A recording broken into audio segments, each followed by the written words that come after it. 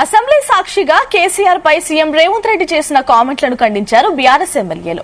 ముఖ్యమంత్రి రేవంత్ ఇష్టానుసారం మాట్లాడుతున్నారంటూ ఆగ్రహం వ్యక్తం చేశారు. కాంగ్రెస్ మంత్రులు, ఎమ్మెల్యేలు అసెంబ్లీలో దుర్మార్గంగా వ్యవహరిస్తున్నారని, 6 గ్యారంటీలు అమలు చేసే వరకు వేటాడి వెంటాడుతామని హెచ్చరించారు.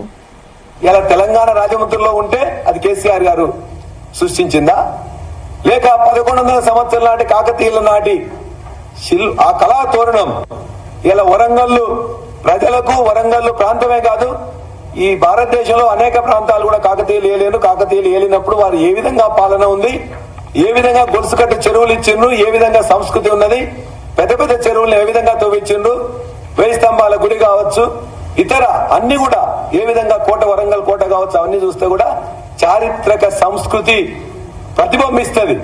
దానికి ఇలా వ్యతిరేకంగా ఓరుగల్లు ప్రజలను అవమానపరిచే విధంగా కాకతీయులను ఇవాళ మొత్తం కూడా వాళ్ళు కాకతీయ యొక్క వారసత్వ సంపదను చెడగొట్టే విధంగా చర్య తీసుకుంటున్నారు.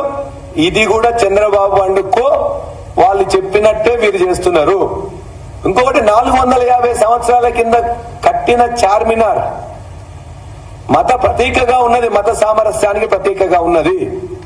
ఆనాడు కలరా సోకి అనేక మంది, వేలాది మంది చచ్చిపోతే వారికి గుర్తుగా అనేక మందికి పని కల్పించడానికి గుర్తుగా పెట్టుకున్న చార్మినార్ ని అలా ఏదో రాజులకు సంబంధించిందని చెప్పేసి ముస్లిం వ్యతిరేక చర్యగా దాన్ని మేము భావిస్తా ఉన్నాం. అదేవిధంగా సిఆర్ గారు మాట్లాడుతున్నప్పుడు రాజముద్ర గురించి అక్కడ ఉన్న సభ్యులు మాట్లాడుతుంటారు. ఏ విధంగా గోల్కొండ కోట నుంచి వెళ్ళి ఎగరేస్తారు జెండా అని చెప్పేసి. మరి ఇదే నెహ్రూ ప్రభుత్వం, కాంగ్రెస్ ప్రభుత్వం గత 75 సంవత్సరాలుగా ఎర్రకోట నుంచి ఎగరేస్తున్నారు. ఎర్రకోట రాజచిహ్నం కాదా? గోల్కొండనే మాత్రమే రాజచిహ్నమా? ఇలా తెలంగాణ రాజముద్ర